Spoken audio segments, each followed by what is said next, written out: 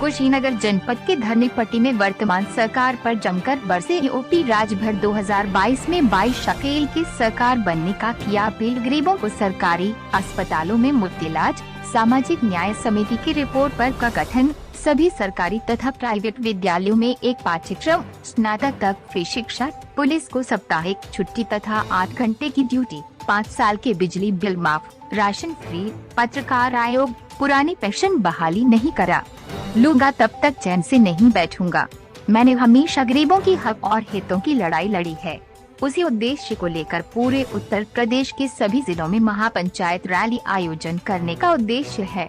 उक्त बातें खड्डा विधानसभा क्षेत्र के धरनीपट्टी खेल के मैदान सुहेलदेव भारतीय समाज पार्टी के राष्ट्रीय अध्यक्ष ओम प्रकाश राजभर ने भागीदारी संकल्प मोर्चा के तत्वाधान में महापंचायत रैली में कही। उन्होंने कहा कि 3 काला कृषि कानून बिल को समाजवादी पार्टी के पूर्व मुख्यमंत्री अखिलेश यादव ने कहा था कि भाजपा की सरकार अपने कार्यकाल के अंत में वापस ले लेगी। उनकी राजनीतिक अनुभव सच साबित हुआ। उन्होंने कहा कि किसानों की माली हालत काफी खराब है। लागत से अधिक आय नहीं हो रहा है। सरकार द्वारा समर्थन मूल्य में दूध, गन्ना, सब्जी आदि की बिक्री से किसानों का भला नहीं हो रहा है।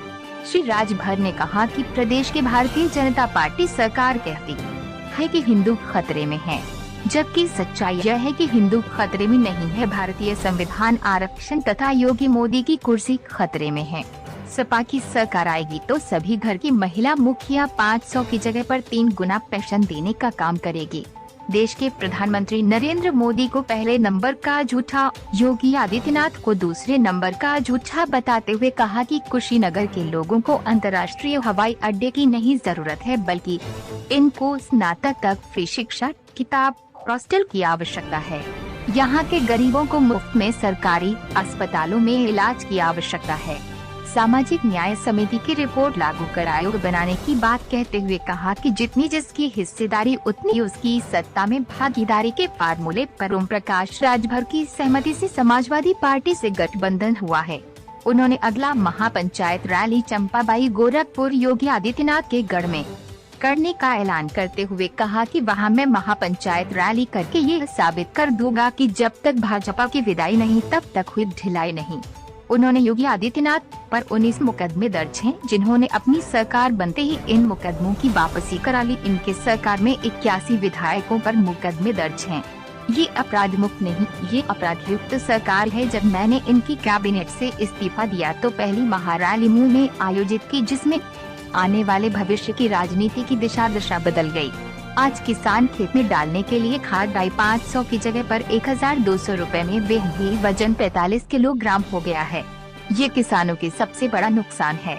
उन्होंने कहा कि पश्चिम बंगाल में जिस तरह ममता बनर्जी ने कहा था कि खेला हो वो, उसी तर्ज पर भाजपा के साथ समाजवादी पार्टी खदेड़ा हो वो कार्यक्रम चलाएगी। महापंचायत रैली की अध्यक्षता डॉक्टर रमेश यादव, संचालन रामगोलक के विधायक रामानंद बौद्ध ने किया। सभा को बालेश्वर यादव, राधेश्याम सिंह, राम प्रसाद चौधरी, पूर्णमासी देहाती, शंभू प्रसाद चौधरी, लक्ष्मी नारायण उर्फ मिठाई यादव, विजय कुशवाहा आदि ने